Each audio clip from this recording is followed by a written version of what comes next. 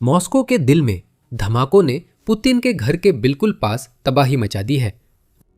18 जून वो दिन था जब रूस की राजधानी में दूसरी बार अफरा तफरी मच गई। एक और रिफाइनरी जल गई और इस बार ये वही रिफाइनरी है जो रूसी सत्ता के केंद्र के सबसे करीब है। अभी जो धमाका हुआ वह मॉस्को का सबसे बड़ा था, जिससे यूक्रेन ने संदेश दिया कि वह रूस में कभी भी कहीं भी हमला कर सकता है। लेकिन ये सिर्फ तेल जलाने की बात नहीं थी, ये बदले की बात थी, क्योंकि यूक्रेन रूस से उन विनाशकारी हमलों का बदला ले रहा है जिनमें आम नागरिक मारे गए हैं। यूक्रेन ने जो अभी किया वो कोई साधारण हमला नहीं था। निशाना था Moscow oil refinery. Moscow oblast के बाहरी इलाके में स्थित यह रिफाइनरी क्रेमलिन से केवल 15 किलोमीटर दूर है। क्रेमलिन से इस रिफाइनरी तक कार से 30 मिनट लगते हैं, जबकि ड्रोन और भी जल्दी पहुंच सकता है। यही संदेश यूक्रेन पुतिन को देना चाहता है। ये एकमात्र रिफाइनरी जो गैसप्रोम नेफ्ट के स्वामित्व में है, मॉस्को के अस्तित्व के लिए बेहद महत्वपूर्ण है। ये मॉस्को और आसपास के क्षेत्र में इस्तेमाल होने वाले 70% पेट्रोल और क्षेत्र के ईंधन बाजार में बिकने वाले उत्पाद का 40% उत्पादन करती है। 1.2 करोड़ टन क्षमता वाली मॉस्को ऑयल रिफाइनरी रूस की सबसे बड़ी में से एक है, जिस पर यूक्रेन ने 2 बार हमला किया। पहला हमला प्रभावशाली था, लेकिन सिर्फ चेतावनी साबित हुआ। 16 जून को यूक्रेन के ड्रोन संयंत्र के बीचों बीच घुसे और मुख्य तेल रिफाइनिंग यूनिट नष्ट कर दी। अगर यूक्रेन इतना करता तो भी काफी प्रभावशाली था। यूक्रेन की नई आवाज के अनुसार मॉस्को ऑयल रिफाइनरी सैकड़ों एयर डिफेंस सिस्टम से घिरी है, जिनमें से कई मॉस्को और पुतिन की सुरक्षा और कुछ रिफाइनरी की सुरक्षा के लिए लगाए गए हैं। वे सुरक्षा व्यवस्थाएं नाकाम रहीं। 16 जून को रिपोर्ट के अनुसार यूक्रेन के ड्रोन ने टावरों पर लगे कम से कम 5 पेंटसीर एयर डिफेंस सिस्टम्स को चकमा देकर हमला किया और जबरदस्त वार किया। रूस को पता होना चाहिए था कि उसके पास समस्या है। शायद उसने समझ भी लिया। यूक्रेन ने मॉस्को ऑयल रिफाइनरी और एयर डिफेंस को बिल्कुल भी राहत नहीं दी। जैसे ही मरम्मत दलों ने नुकसान का जायजा लिया और टूटी हुई मुख्य तेल प्रसंस्करण इकाई को फिर से चालू करने की कोशिश की, यूक्रेन ने फिर से हमला कर दिया। 48 घंटे बाद 18 जून को यूक्रेन के और ड्रोन सीधे राजधानी शहर में उड़ गए। मॉस्को ऑयल रिफाइनरी की एयर डिफेंस को पार करते हुए अपने लक्ष्यों पर विनाशकारी कामिकाजे हमले में गिर पड़े। लेकिन इस बार सिर्फ एक ही इकाई निशाने पर नहीं थी। यूक्रेन ड्रोन हमले के बाद रिफाइनरी जल रही है। सिर्फ 2 दिनों में यूक्रेन ने इस विचार का पूरी तरह मजाक बना दिया कि मॉस्को की सबसे महत्वपूर्ण तेल रिफाइनरी पूरे क्षेत्र की सबसे सुरक्षित जगहों में से एक है। स्थानीय समयानुसार सुबह 4:40 बजे टेलीग्राम पर यूक्रेनी ड्रोन के दूसरे हमले की पहली खबरें फैलनी शुरू हो गई। सुबह 5:14 बजे तक वे ड्रोन अब आसमान में नहीं थे। वे अपने लक्ष्यों को निशाना बना रहे थे, क्योंकि रिफाइनरी में धमाकों की खबरें आनी शुरू हो गई थीं। ईंधन टैंक जल रहे थे। दुनिया की सबसे सुरक्षित जगहों में कुछ ही दिनों में दूसरी बार हमला हुआ। जैसे ही मध्य रूस जल रहा था, वीडियो सामने आए। एक्सिलानोवा प्लस टेलीग्राम चैनल फुटेज प्रकाशित करने वालों में सबसे पहले शामिल था। 18 जून की एक टेलीग्राम रिपोर्ट सुबह 5:48 बजे प्रकाशित हुई। उसने एक तस्वीर साझा की जिसमें ईंधन भंडारण इकाई जलती हुई दिखाई दे रही है। एक वीडियो में दिखता है कि मॉस्को के आसमान में बड़ी आग और धुआं उठ रहा है। शायद इसे किसी इमारत की खिड़की से शूट किया गया है। पुतिन, जो अब तक खुद को रूस का सबसे बड़ा रक्षक बताते रहे हैं, एक्सिलानोवा प्लस के लिए मजाक का विषय बन गए। एक लाचार दादा बंकर में रखी महंगी मेज पर दस्तक देंगे, रोते हुए और बदले की बात पर चिल्लाते हुए। लेकिन इसमें कुछ भी नया नहीं है, क्योंकि जार नंगा है, चैनल ने घोषणा की और आगे कहा, वीडियो में पुतिन के युद्ध के नतीजे, मॉस्को के अछूते होने का मिथक आखिरकार टूट गया है। रूस के बुजुर्ग नेता को ये शब्द तब चुभेंगे जब वह क्रेमलिन से दूर किसी बंकर में छुपा होगा। लेकिन जो और भी ज्यादा तकलीफ देगा वो है मॉस्को की सबसे महत्वपूर्ण तेल रिफाइनरी से सामने आई अतिरिक्त फुटेज का वो सिलसिला। पहली रिपोर्ट के 10 मिनट बाद एक्सिलानोवा प्लस ने दूसरा वीडियो डाला। हम देखते हैं कि टावर जल रहा है और मॉस्को रिफाइनरी कई जगहों पर आग में घिरी है, जिससे पहले से कहीं बड़ा धुएं का गुबार उठ रहा है। यूक्रेन के FPV-1 ड्रोन ने एक से ज्यादा बार वार किया। चैनल ने बताया कि मॉस्को ऑयल रिफाइनरी में यूक्रेन के ड्रोन देखे जाने के 1 घंटे बाद कम से कम 5 जगह आग लगी। ये पुतिन के लिए एक तबाही है।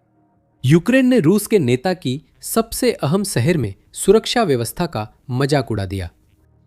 लेकिन बेशक रूस यह दिखाने की कोशिश कर रहा है कि मानो उन सुरक्षा व्यवस्थाओं ने अपना काम किया हो। हमेशा की तरह बहाने पहले से ही सामने लाए जा रहे हैं और ये दावा भी किया जा रहा है कि रूस की वायु रक्षा प्रणालियों ने अपना काम किया। मॉस्को के मेयर सर्गे सोबियानिन तुरंत नुकसान नियंत्रण में आ गए। उन्होंने कहा कि मॉस्को की वायु रक्षा ने 180 से ज्यादा यूक्रेनी ड्रोन गिराए, जो सोबियानिन की सोच से ज्यादा बताता है। चाहे मार गिराने की बात सच हो या नहीं, मॉस्को के ऊपर एक दिन में 180 यूक्रेनी ड्रोन उड़ना अब तक की सबसे बड़ी संख्या है। पिछला रिकॉर्ड 17 मई को 120 ड्रोन के साथ बना था। यूक्रेन ने अभी अभी उस रिकॉर्ड को पार कर दिया है, क्योंकि उसने पुतिन को चेतावनी दी है कि रूस की राजधानी पर ड्रोन हमले अब यहां से और बड़े और अधिक नुकसानदायक होने वाले हैं।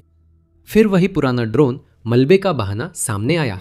सोबियानिन कम से कम ऐसा लगता है कि उन्होंने मॉस्को ऑयल रिफाइनरी के लिए उस बहाने का इस्तेमाल करने की कोशिश नहीं की, बल्कि सिर्फ इतना कहा कि यूक्रेन के कुछ ड्रोन उस सुविधा तक पहुंच गए, एक छोटे से टेलीग्राम पोस्ट में, जिसे शायद वह उम्मीद करते हैं कि किसी का ध्यान नहीं जाएगा।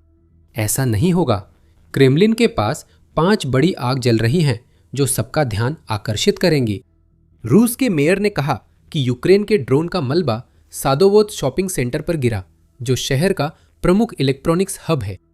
कोई हताहत नहीं हुआ, यही महत्वपूर्ण है। यह यूक्रेन के एजेंडे में मॉस्को का तेल था, या यूं कहे आमतौर पर रूसी तेल। मॉस्को के तेल केंद्र पर यूक्रेन के हमले बेहद विनाशकारी थे और यूक्रेन ने यही तक सीमित नहीं रखा। मॉस्को की रिफाइनरी जलते समय यूक्रेन के और ड्रोन रोस्तोव ओब्लास्ट की ओर उड़ रहे थे। गवर्नर यूरी स्लेयाजर ने कहा कि 60 ड्रोन इस क्षेत्र में उतरे और व्यावसायिक सुविधाओं में 2 आगजनी की। जैसा कि अक्सर होता है, वास्तविकता की रिपोर्टिंग करने की जिम्मेदारी अधिक स्वतंत्र मीडिया संस्थानों पर ही छोड़ दी गई थी। इस बार यह एस्ट्रा टेलीग्राम चैनल था और 18 जून को प्रकाशित की गई उसकी तस्वीरें और वीडियो एक बड़े पैमाने पर लगी आग को दिखाते हैं, जिसे चैनल ने रोस्तोव के एक तेल टर्मिनल के रूप में बताया है। सुपरनोवा प्लस मॉनिटरिंग चैनल के वीडियो से एस्ट्रा OSINT विश्लेषक ने बताया कि आग कार्ल मार्क्स स्ट्रीट के तेल डिपो में लगी थी। एस्ट्रा रिपोर्ट के मुताबिक फुटेज कोस्त्यूस्किना स्ट्रीट से फिल्माया गया। हमें इस डिपो की क्षमता की ज्यादा जानकारी नहीं है, लेकिन जलता तेल वही संदेश देता है जो यूक्रेन चाहता है। रूस अपनी आर्थिक जीवन रेखा कहीं भी रखे, यूक्रेन उसे ढूंढकर ड्रोन हमला कर सकता है।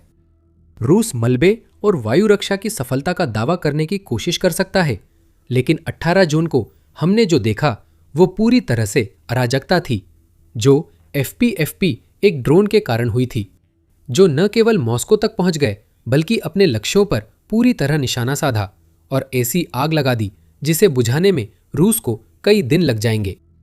मॉस्को के पेट्रोल पंपों के लिए ईंधन तैयार करने वाली रिफाइनरी में आग लगी है। क्रेमलिन को लगा होगा कि ये दुनिया का अंत है, क्योंकि ड्रोन सिर्फ 15 किमी दूर हमला कर गए। अगर हर धमाके के बाद उठती लपटें और धुआं मॉस्को के लोगों को डराने के लिए काफी नहीं था, तो और चिंता की बात यह है कि उनका नेता वहां मौजूद नहीं था इसे रोकने के लिए। यूक्रेन पर सबसे बड़े हमले की रात पुतिन कहां थे? अपनी सत्ता की सीट से 700 किलोमीटर पूर्व कजान में पुतिन दक्षिण पूर्वी देशों के नेताओं से मिल रहे थे, ताकि व्यापार और आर्थिक संबंध मजबूत कर सके, जो उनकी जंग के लिए जरूरी है। इसी समय मॉस्को की मुख्य रिफाइनरी जल रही थी। मॉस्को के सभी हवाई अड्डे बंद हो रहे थे और शेरमेतियेवो एयरपोर्ट पर यात्रियों को बाहर निकाला जा रहा था, यहां तक कि उड़ान के लिए तैयार विमानों से भी, क्योंकि यूक्रेन के ड्रोन उड़ रहे थे। मशीन गनर रेड स्क्वायर की दीवारों, टावरों पर यूक्रेन के ड्रोन रोकने की कोशिश में तैनात हो रहे थे। मॉस्को के लोग घबरा गए। वे ऐसे हमलों के आदी नहीं हैं, खासकर उस पैमाने पर नहीं जिस पर यूक्रेन ने 18 जून को हमला किया।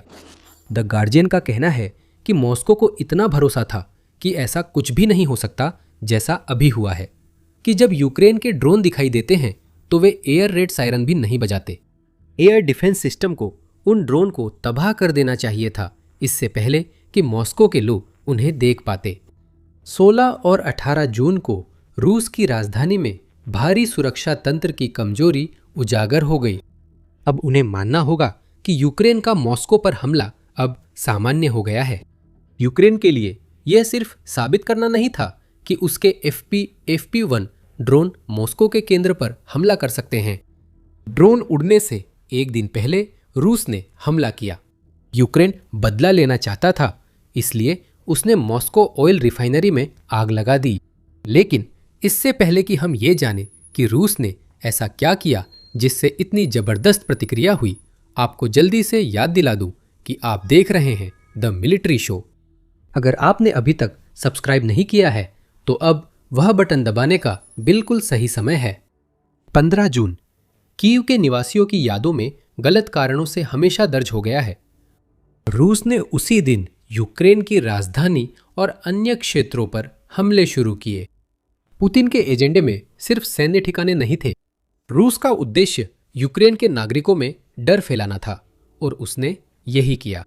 रूस के हमले में कम से कम 11 यूक्रेनी मारे गए, 4 कीव में, 5 बचावकर्मी खार्किव में आग बुझाते समय और कम से कम 2 यूक्रेन के अन्य हिस्सों में।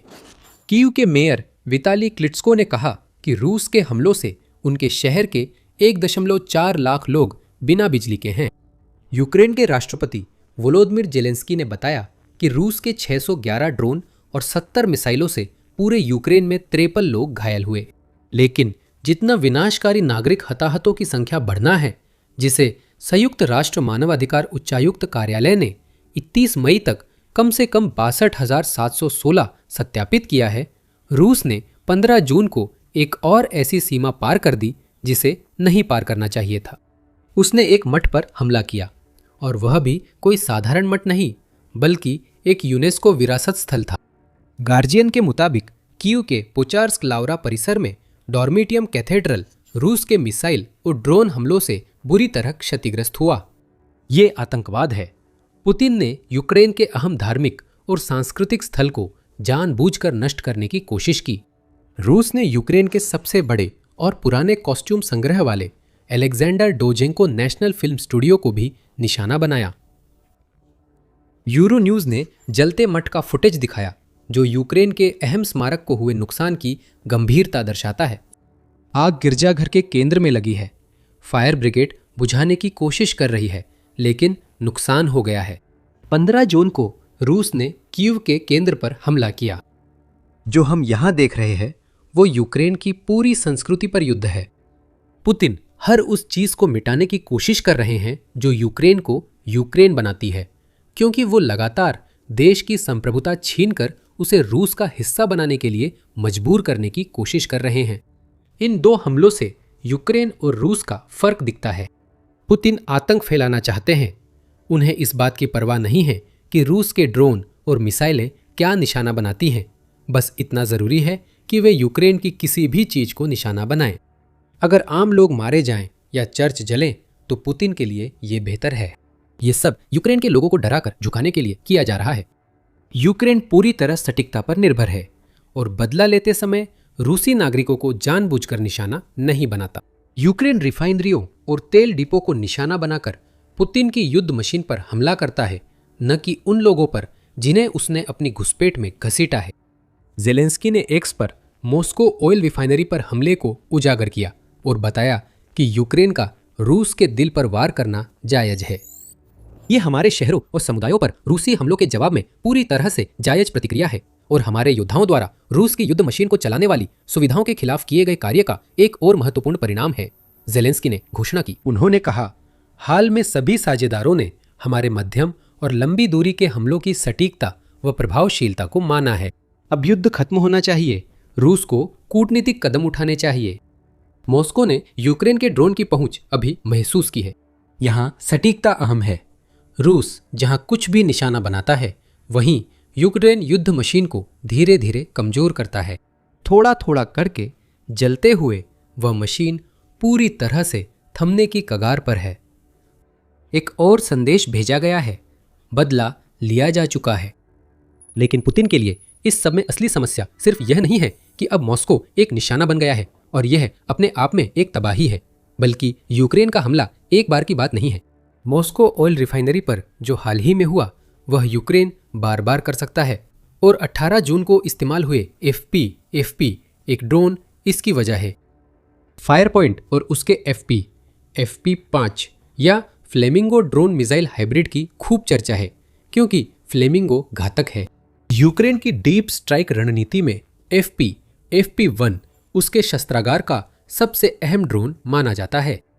सिर्फ इसके स्पेसिफिकेशन ही दिखा देते हैं कि ये ड्रोन रूस के लिए लगातार और बढ़ती हुई चिंता क्यों बना हुआ है। FP 1600 किलोमीटर तक उड़ सकता है, जो न सिर्फ मॉस्को को इसकी रेंज में लाता है बल्कि रूस के दूर दराज के इलाकों को छोड़कर कोई भी सैन्य और ऊर्जा सुविधा इसके निशाने पर आ जाती है। 160 किलोग्राम वारहेड ले जाने वाला ये ड्रोन यूक्रेन की गहराई तक मार करने वाला सबसे बड़ा नहीं है, लेकिन इसमें सटीकता भी है। ये सब एक मल्टी मोडल नेविगेशन सिस्टम की वजह से संभव है, जो सेटनेव, GPS और यहाँ तक कि रूस के ग्लोनस सिस्टम से भी डेटा लेता है और इसे इनर्शियल नेविगेशन सिस्टम के साथ जोड़ता है। FP1 वहां पहुंच जाता है जहां उसे जाना होता है और यह अक्सर अपने लक्ष्य पर सटीक वार करता है। लेकिन रूस की सबसे बड़ी चिंता लागत है। यूक्रेन की नई आवाज की रिपोर्ट के अनुसार जिन ड्रोनों ने अभी अभी मॉस्को की सबसे बड़ी रिफाइनरी में आग लगा दी, उन्हें बनाने में यूक्रेन को सिर्फ $55,000 का खर्च आया। और इतनी कम लागत का मतलब है कि बड़े पैमाने पर उत्पादन अब हकीकत है। यूक्रेनी defence take community market place ने बताया कि FP एक ड्रोन का रोजाना लगभग 100 यूनिट का बड़े पैमाने पर उत्पादन हो रहा है। हमने कहा था कि पुतिन रिफाइनरी पर ताजा हमले को एक बार की घटना नहीं मान सकते, यही वजह थी।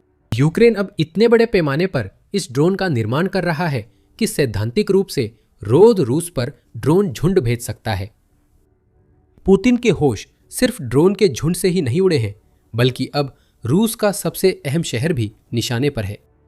हमने पहले भी इस पर बात की थी, लेकिन अब यूक्रेन क्रेमलिन से सिर्फ 15 किलोमीटर दूर एक रिफाइनरी को जब चाहे निशाना बना सकता है। ये बहुत महत्वपूर्ण है। ये रूस की सबसे सुरक्षित रिफाइनरी मानी जाती है और मॉस्को की सबसे अहम इमारत के पुतिन के लिहाज से कुछ ज्यादा ही करीब है। 16 और 18 जून की घटनाएं दिखाती हैं कि मॉस्को की वायु रक्षा प्रणाली शहर की सुरक्षा के लिए पर्याप्त नहीं है। 17 जून की रिपोर्ट में CBS न्यूज ने बताया कि यूक्रेन के ड्रोन हमलों से रूस के पास S-300 मिसाइल इंटरसेप्टर कम हो रहे हैं। अगर ऐसा है तो रूस को S-400 और पेंसिल जैसी आधुनिक प्रणालियों पर निर्भर रहना होगा, लेकिन इनकी मिसाइलों का भंडार भी जल्दी कम हो सकता है। संभवतः यही मॉस्को में देखा गया। याद रहे, द गार्जियन ने बताया था कि रूस यूक्रेन के ड्रोन से निपटने टावरों में मशीन गनर भेज रहा था, जो राजधानी में नहीं होना चाहिए। पुतिन की नई हकीकत यह है कि अब वो उस एकमात्र शहर को सुरक्षित नहीं रख सकते जिसे वो यूक्रेन युद्ध से अछूता रखना चाहते थे। मॉस्को को बचा रहना था, लेकिन जब भी यूक्रेन के ड्रोन हमला करते हैं, पुतिन की रक्षक छवि को नुकसान होता है और रूस के नेता अपमानित होते हैं। और पुतिन के लिए सबसे बुरी बात यह है कि वह जानते हैं कि वह इसके बारे में कुछ नहीं कर सकते और उन्होंने यहाँ तक कि अपने देश की रक्षा करने में अपनी पूरी असमर्थता को स्वीकार भी कर लिया है। सीधी स्वीकारोक्ति नहीं आई थी। पुतिन की बातों पर भरोसा नहीं किया जा सकता, लेकिन उनके काम सब कुछ जाहिर कर देते हैं। जरा याद कीजिए 9 मई को, वह रूस की दयनीय विजय दिवस परेड की तारीख थी, जिसमें इस उत्सव के दौरान आमतौर पर सड़कों पर दिखाई देने वाले सैन्य उपकरण बिल्कुल भी नहीं दिखे। क्यों? रूस को डर था कि यूक्रेन के ड्रोन परेड में घुस आएंगे और उस सैन्य उपकरण को पूरी दुनिया के सामने नष्ट कर देंगे। रूस की सैन्य शक्ति का सबसे बड़ा प्रदर्शन पूरी तरह फीका आयोजन बनकर रह गया। यही पुतिन की स्वीकारोक्ति है। रेड स्क्वायर से टैंकों का न गुजरना पुतिन का मॉस्को के लोगों को यह बताने का तरीका है कि वह अब उनकी रक्षा नहीं कर सकते। और अगर ये संदेश देने के लिए इतना काफी नहीं था, तो क्रेमलिन से 15 किलोमीटर दूर जलती हुई तेल रिफाइनरी इस स्वीकारोक्ति को पहले से कहीं ज्यादा साफ कर देती है। अब मॉस्को एक निशाना बन चुका है शहर की वायु रक्षा प्रणाली उजागर है, जरूरी सुविधाओं पर हमले हो रहे हैं और यूक्रेन रोज उन ड्रोन की कई यूनिट बना रहा है जिन्हें रूस रोक नहीं पाया। पुतिन पर दबाव बढ़ रहा है, जैसा होना चाहिए। हाल की यादों में ये मॉस्को पर पहला हमला नहीं है। 1 महीने पहले भी यूक्रेन ने कई दिनों तक ड्रोन, मिसाइल और ग्लाइड बम से हमला किया था। ये गुप्त तोड़फोड़, नाकाम रक्षा और पस्त रूसी युद्ध मशीन की कहानी है, जिसे आप हमारे वीडियो में जान सकते हैं। और अगर आपको यह वीडियो पसंद आया हो तो द मिलिट्री शो को सब्सक्राइब करना न भूलें, क्योंकि हम यूक्रेन की गहराई तक हमला करने वाली महाशक्ति बनने की प्रगति को ट्रैक कर रहे हैं। और देखने के लिए धन्यवाद।